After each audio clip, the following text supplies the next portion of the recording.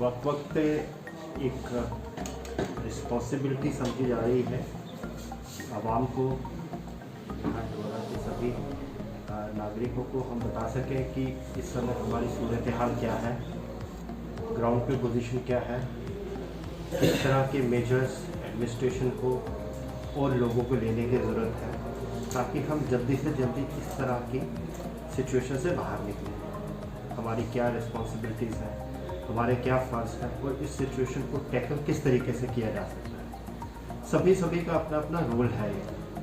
और अच्छी चीज़ ये है कि सब लोग कोशिश कर रहे हैं अपने पूरी नीयत के साथ कि इस चीज़ को रिस्पॉन्सिबली हम इस चीज़ को अटेंड करें, इस चीज़ को टैकल करें। इस सेकेंड वेव जो चल रही है इसमें बड़ी ग्रिम पोजीशन है, लेकिन डोडा में सिचुएशन अभी कंट्रोल में है और हमारी पूरी कोशिश है कि जितने पॉसिबल मेजर्स हो सके, जितने इफेक्टिव मेजर्स हो सके, हम पब्लिक के ताउन के साथ उनको करने में कामयाब रहें।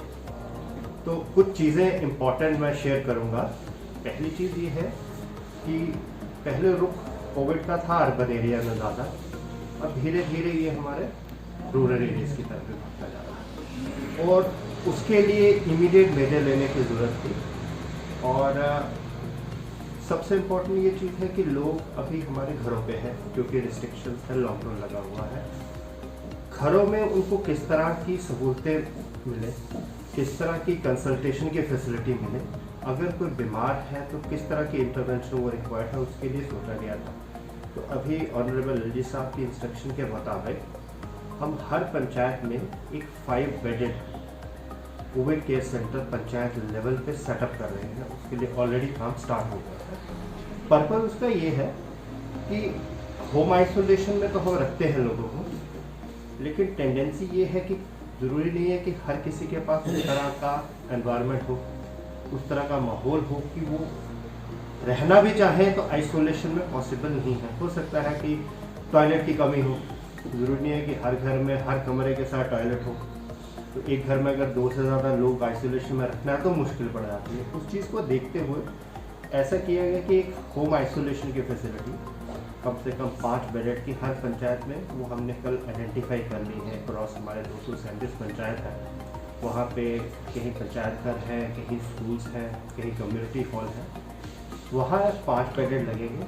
उसके लिए हमारे पास सारे अरेंजमेंट्स अभी हैं, बेड्स फैसिलिटी है, बेडिंग है, वो सारी जो मशीनरी है वो मोबालाइज हो गई है इस समय और कुछ ही दिनों में वो सारे के सारे इस्टेब्लिश हो जाएंगे। वहाँ पे एक फैसिलिटी रहेगी, कंसर्न स्टाफ तो रहेगा, उसके लिए हमने एक कमेटी ग्राउंड लेवल पे कॉन्स्टिट्यूट की है, जो विलेज लेवल पे कमेटी, पंचायत लेवल पे कमेटी बनाई गई है, जिसमें हमारे सरपंच होंगे।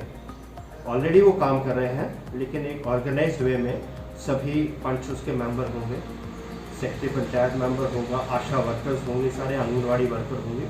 उसको हमने नाम दिया panchayat level Covid management committee.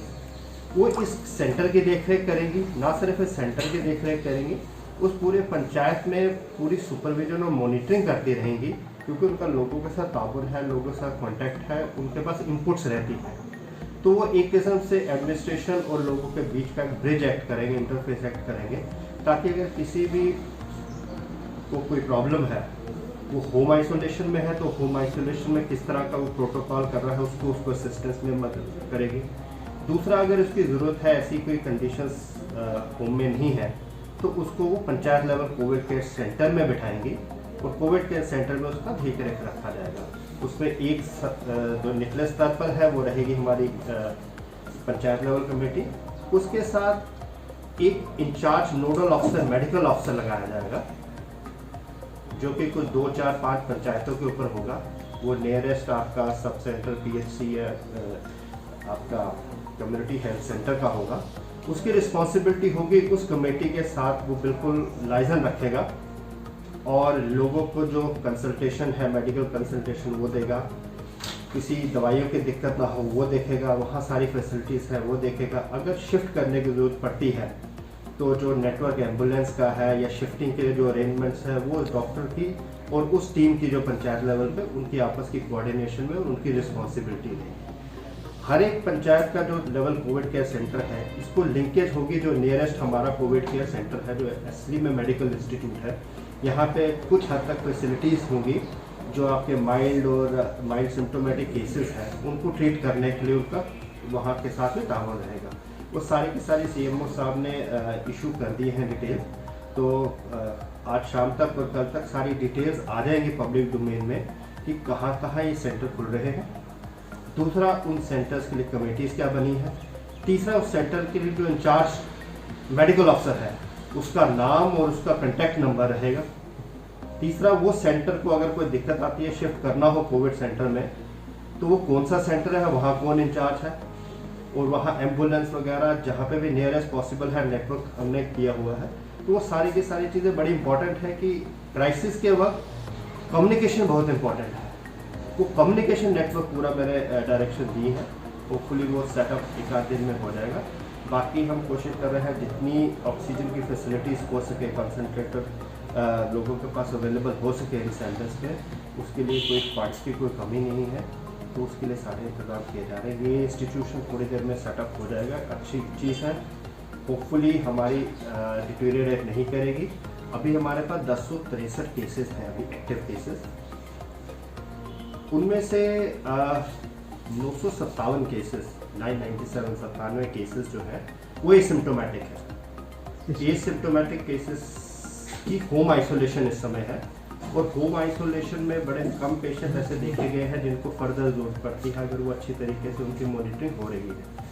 बाकी 67 केसेस हमारे पास STH भद्रवाह में कुछ 8 केसेस हैं, GMC पे हमारे पास बाकी 58 केसेस हैं, तो उनका ट्रीटमेंट प्रॉपर तरीके से चलता है। अभी हमारे पास ऐसी ऑक्सीजन की कोई कमी नहीं आई है, हम 24/7 मॉनिटर कर रहे हैं। हमारे पास जो बल्क D टाइप और B टाइप के सिलेंडर्स होते हैं उनका समझिए 24 घंटे की मॉनिटरिंग हो रही है, फिलिंग हो रही है, साइकिलिंग में चल रहे हैं, यूज़ हो रहे हैं। जम्मू में आपकी गाड़ियाँ जा रही हैं, फिल होकर वापस आ रही हैं, किसी भी स्टेट में कोई ऐसी ज़रूरत नहीं आई है। साइमल्टेनियसली जो पैरेलल अरेंजमेंट है हमारा 750 LPM का जो प्लांट है ऑक्सीजन जनरेशन प्लांट, वो हमारा ऑलमोस्ट हम एक्सपेक्ट करेंगे कि नेक्स्ट वीक जो मंडे से स्टार्ट हो रहा है उसके बाद उस वीक में किसी भी टाइम वो कमिश्निंग लाइक हो जाएगा। इस समय काम चल रहा है, 2-3 कंपोनेंट्स उनके अभी इन प्रोसेस है। अर्थिंग का काम हो चुका है, बाकी पूरा civil work, electric work, transformer लगना था, बाकी जो भी इक्विपमेंट्स उसके लिए ऑक्सीजन जनरेशन प्लांट के हैं वो सारे इन प्लेस है। तो विद इन अ वीक वो प्लांट इस्टेब्लिश हो जाएगा। उससे क्या होगा कि हमें थोड़ा सकर और मिल जाएगा और हमारे पास बैकअप के लिए ऑक्सीजन सिलेंडर रहेंगे, क्योंकि इस पर आपका लोड GMC पे रामबन से भी है, किश्तवाड़ से भी है। तो अभी ऐसी सिचुएशन नहीं है, हमने 150 बेड ऑलरेडी डेडिकेटेडली कोविड के लिए रखे हैं। तो आज की पोजीशन जब अगर हम देखते हैं तो हमारे पास अराउंड 40 बेड हैं जो ऑक्सीजन पे इस समय रिक्वायरमेंट की चल रही है। तो अभी ऐसी कोई पोजीशन नहीं है, लेकिन हमें तो उस सिचुएशन से भी रेडी रहना है जो कभी आए ही ना। तो ये सारे इंतज़ाम कर रहे हैं। टेस्टिंग इम्पॉर्टेंट है। टेस्टिंग कुछ 15-20 दिन पहले तक जो 300-400 के करीब चल रही थी, आज 1000 से ऊपर चल रही है। उसमें रैट हमारा 700 से ऊपर पहुंच चुका है एवरेज, और RT-PCR वो 150 से हम 300 प्लस कर चुके हैं इस समय। ज़रूरत पड़ती है कई बार कंटेनमेंट जोन बनाने की, बहुत इम्पॉर्टेंट कॉन्सेप्ट है। उसमें किसी एरिया में अगर हमारे पास ज़्यादा पॉजिटिविटी आती है तो उस एरिया में इमीडिएटली हम मेजर लेते हैं कि उसको कंटेनमेंट जोन डिक्लेयर करते हैं। तो उसमें 100% टेस्टिंग हम कोशिश करते हैं कि सारे के सारे एरिया में हो जाए। इस समय 11 ऐसे कंटेनमेंट जोन बने हैं, उसमें हम किसी भी तरह की कोई वो रिलैक्सेशन इस तरह नहीं कर रहे हैं कि जहाँ जहाँ जरूरत पड़ रही है हम कंटेनमेंट जोन बना रहे हैं। तो वही एक तरीका है आगे आपकी जो प्रोपेगेशन है इसकी डिजीज़ की वो ना हो सके। इसके अलावा कॉन्टैक्ट ट्रेसिंग पे मेडिकल टीम काम कर रही है। हमारी कोशिश है क्वालिटी ऑफ ट्रीटमेंट भी अच्छा रहे। डॉक्टर्स हमारे अच्छा काम कर रहे हैं जो कोविड पेशेंट्स के साथ कर रहे हैं, उनका एक किस्म से थैंकलेस एफर्ट लिया जा रहा है, लेकिन हम उस चीज़ को भी रिकग्नाइज करते हैं, हम सभी रिकग्नाइज करते हैं। इन टफ पोजीशन में उनके साथ काम कर रहे हैं, उनको लिए भी हमने कोई क्लियर उनको रिक्वेस्ट की हुई है कि उनको किसी भी तरह की कोई दिक्कत है, ना तो पेशेंट को कोई तरह की दिक्कत आए और ना ही जिनको ट्रीट कर रहे हैं उनको कोई दिक्कत आने देंगे। तो दोनों हमारे लिए बड़े इंपॉर्टेंट है, पेशेंट भी इंपॉर्टेंट है और पेशेंट को ट्रीट करने वाला इंपॉर्टेंट। उसके लिए नोडल अफसर लगाए गए हैं जो उनके वेलफेयर का ध्यान रखते हैं। तो जहाँ जहाँ हमें कोई इनपुट आती है कि यहाँ कोई इम्प्रूवमेंट की जरूरत है, आपकी तरफ से भी आती है, जनरल पब्लिक की तरफ से भी आती है, उसको हम बड़े पॉजिटिवली एक क्रिटिकली एग्जामिन करके उसको एक्सेप्ट करके हम उसके लिए मेजर्स लेते हैं। तो वही इंपॉर्टेंट है कि हम कहीं ना कहीं जहाँ इंटरवेंशन की ज़रूरत है तो वह हम अच्छी नीयत के साथ पूरी डेडिकेशन के साथ करें। और मुझे लगता है सिचुएशन इम्प्रूव होगी आने वाले दिनों में, क्योंकि लॉकडाउन रिस्ट्रिक्शन के साथ भी कुछ चीज़ें इम्प्रूव हुई हैं, लेकिन ये भी इम्पोर्टेंट है कि हमारी इकोनॉमिक एक्टिविटी चलती रहे। उसके लिए गवर्नमेंट ने जो लेबर रजिस्टर्ड है, चाहे वो नरेगा हो या आपके पास लेबर कमिश्नर के पास जो रजिस्टर हुए हैं, उनको भी जो इंस्टॉलमेंट देनी थी 1000 की डिक्लेयर की है वो दी जा चुकी है। उसके अलावा जहाँ जहाँ रिक्वायरमेंट है सेग्रीगेटेड बेसिस पर काम करने की, वो भी एहतियातन जो भी कोविड प्रोटोकॉल है उसके लिए हम कोशिश करेंगे वो काम लगे जाए। स्कॉलरशिप्स के लिए भी इंस्ट्रक्शन मैंने लगातार 3 दिन मीटिंग्स ली हैं। जो स्कॉलरशिप्स की स्कीमें हैं, कहीं कोविड के लिए हम ऐसी चीज़ें इंपॉर्टेंट चीज़ें हम छोड़ ना दें, वो चीज़ें के ऊपर भी काम चल रहा है। हमारी जो सोशल वेलफेयर स्कीम्स हैं जिसमें पेंशन मिलती थी, बाकी चीज़ें मिलती थी, उसका भी टाइम टू टाइम रिव्यू होता जा रहा है। तो साइड बाय साइड डेवलपमेंटल काम जो लोगों की ज़रूरतें हैं वो इस चीज़ में पीछे न हट जाए, उसके लिए पूरी मेहनत से काम किया है।